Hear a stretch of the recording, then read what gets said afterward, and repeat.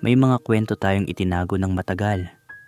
Hindi dahil sa hiya, kundi dahil hindi natin alam kung kanino ito pwedeng ikwento. Pero ngayong gabi, may isang lihim na bubuksan. Isang gabing hindi niya inasahan. At isang karanasang hanggang ngayon, hindi niya malimutan. Kung ikaw ay curious, nalito na rin minsan, o may tinatago ring parte ng sarili mo, baka makita mo ang sarili mo sa kwentong ito. Ako si Kuya Will, at ito ang nag-explore kami ni Tropa True Story Confession. Pakinggan natin ang kanyang kwento, at kung naramdaman mo ang kwento, isang like, isang comment, at isang subscribe lang ang katapat. Dito sa M2M Desires, lahat ng boses may puwang. Magandang araw, Kuya Will. Itago mo na lang po ako sa pangalang Ezekiel, 26 na taong gulang, taga Marikina. Hindi ko akalaing darating yung araw na maglalakas loob akong isulat ito, pero sa totoo lang, matagal ko na rin gustong mailabas. Isa itong karanasang hinding-hindi ko malilimutan. Yung unang beses na may nangyari sa amin ng isa kong tropa. Hindi ko pa ito na ikukuwento kahit kanino, kahit sa pinakamalapit kong kaibigan. Ngayon ko lang talaga ito ibabahagi dito lang sa inyo. Nangyari ito noong Pebrero 2020, ilang linggo bago tayo lahat na lockdown. Sabado ng gabi yon, at dahil walang pasok kinabukasan, medyo kampante ang lahat. Biglang nag-chat sa akin ang dati kong kaklase sa college, si Arvin. May inuman daw sa kondo niya sa Mandaluyong. Solo raw niya yung unit kasi umuwi ang ate niya sa probinsya. Sabi niya, "Tara kung wala kang ganap." Wala naman talaga akong lakad kaya game agad ako. Pagdating ko mga 8:00 ng gabi, andun na yung ibang tropa, sina Jolo, Miko at Vince. Mga dati rin naming kaklase at kabiruan sa kolehiyo. Nakabukas na ang aircon, may Alfonso, ilang bote ng soju, at pulutang hindi ka mauubusan. Nakasando at boxers lang si Arvin, habang yung iba naka-short shorts at maluluwag na t-shirt. Chill lang ang lahat. Parang mini reunion na walang arte.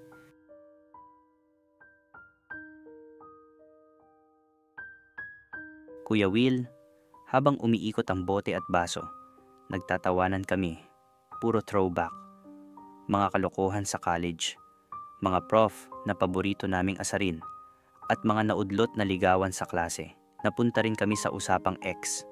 Si Arvin, kwento ng kwento tungkol sa mga babae niyang dinaanan.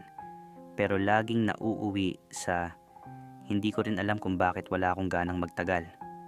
Mga bandang 11:00 ng gabi, ramdam na ng lahat ang tama.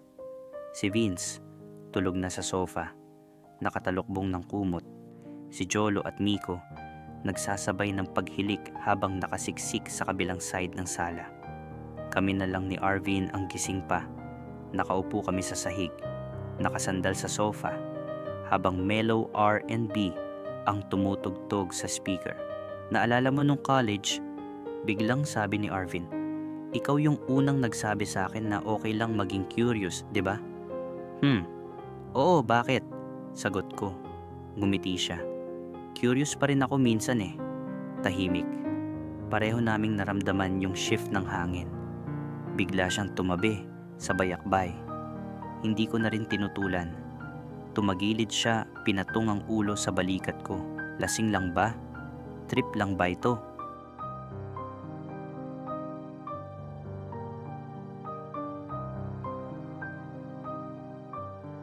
Nagulat ako nang maramdaman kong gumagapang na ang palad niya sa hita ko. Maingat pero buo ang loob. Parang sinasadyang dahan-dahan para damhin ko ang bawat pulgada ng paglapit niya. Tumingin siya sa akin, mata sa matang parang nagtatanong, "Pwede ba?" Hindi ko siya sinagot, pero hindi ko rin siya tinanggihan. Siguro dahil parte ko ring gustong malaman kung hanggang saan ako dadalhin ng sandaling yon. Lumapit ang mukha niya sa akin. Dumampi ang labi niya sa pisngi ko. Saglit lang pero sapat para magpadala ng kuryente sa buong katawan ko. Ramdam ko ang hininga niyang mainit at mabigat, parang may laman. Hanggang sa unti-unti siyang lumuhod sa harapan ko. Marahan at tahimik, para bang sining ang bawat kilos niya. Sa background, tuloy pa rin ang mahinang hilik ng tropa. Pero sa pagitan naming dalawa, ang tensyon ay parang sumisigaw. Binaba niya ang boxers ko, hindi nagmamadali. Para bang bawat segundo ay sadyang pinapatagal. Ramdam ko ang lamig ng hangin mula sa aircon at ang init ng palad niya na kasalukuyang humahawak sa akin. Napaangat ako sa gulat at sarap nang maramdaman ko ang mainit niyang labi sa pinakasensitibong parte ng katawan ko. Parang kinuryente ako. Napatigil ako sa paghinga. Ang mga daliri ko mahigpit na kumapit sa gilid ng sofa. Pilit pinipigil ang anumang ingay na gustong kumawala sa bibig ko. Pumikit ako. At sa loob ng katahimikan, pakiramdam ko'y para akong inilulubog sa isang karanasang hindi ko pa kailanman narating. Pre, bulong ko. Halos paungol. Malapit na ako. Pero hindi siya tumigil. Parang gusto niyang tapusin ang sinimulan niya. Buo hanggang dulo. At ilang segundo lang, napakapit ako ng mahigpit na pasinghap. Ramdam ko ang panginginig ng katawan ko. Tila lahat ng naipong emosyon, takot, at pagkalito ay sabay-sabay kumawala. Hinila ko ang kumot mula sa natutulog naming tropa at itinakip sa katawan ko. Tumayo siya, kinuha ang tissue at inabot sa akin habang nakangiti. Hindi bastos, hindi mayabang. Isang simpleng ngiti lang, parang sinasabing, "Okay lang to." "Okay lang ba?" tanong niya, marahang boses. Tumango ako. Hindi ako nagsalita. Pero sa loob ko, alam kong may isang bahagi sa akin ang muling nabuhay o baka ngayon pa lang talaga nagising.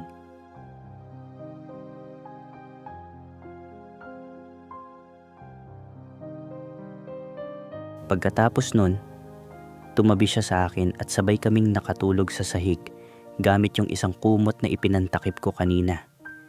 Naririnig pa rin namin ang mahinang hilik ng tropa habang magkayakap kaming dalawa. Pagkagising ko, naamoy ko agad ang kape. Si Arvin, nasa kusina, tahimik na naghahain ng pandesal. Umupo ako sa dining table, saka kami sabay na kumain. Walang imikan. Pero ramdam ang bigat ng tanong na nasa pagitan naming dalawa. Okay lang ba talaga yung nangyari kagabi? Tanong ko sa kanya. Pilit kong siniksik sa pagitan ng kagat ng tinapay at sip-sip ng kape. Okay lang, sagot niya, diretsyong nakatingin sa akin. Basta, atin lang ha. Ngumiti ako, tumango lang. At mula noon, hindi na namin muling pinag-usapan yun. Pero sa totoo lang, hindi ko yun makakalimutan. Hindi lang dahil sa init ng sandaling iyon, kundi dahil sa gabing iyon, tinanggap ko yung sarili kong matagal ko nang nilalabanan. Wala akong pinagsisisihan. Totoo yung nangyari. Isang karanasan lang, oo. Pero totoo. Salamat sa pakikinig ng kwento ko, Kuya Will.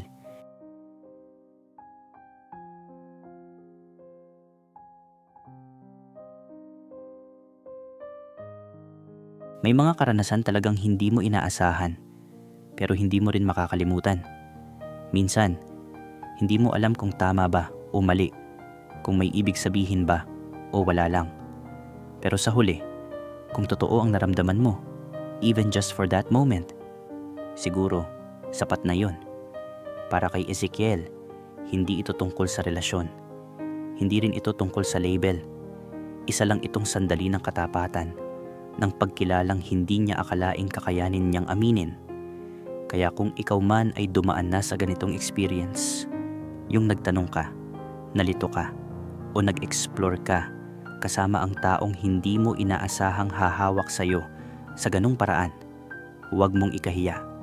Ang bawat kwento natin ay parte ng mas malawak na pag-unawa sa sarili, Ako si Kuya Will at lagi kong paalala, hindi mo kailangang klaro agad ang lahat. Minsan, sapat ng alam mong totoo ang naramdaman mo noong sandaling yon.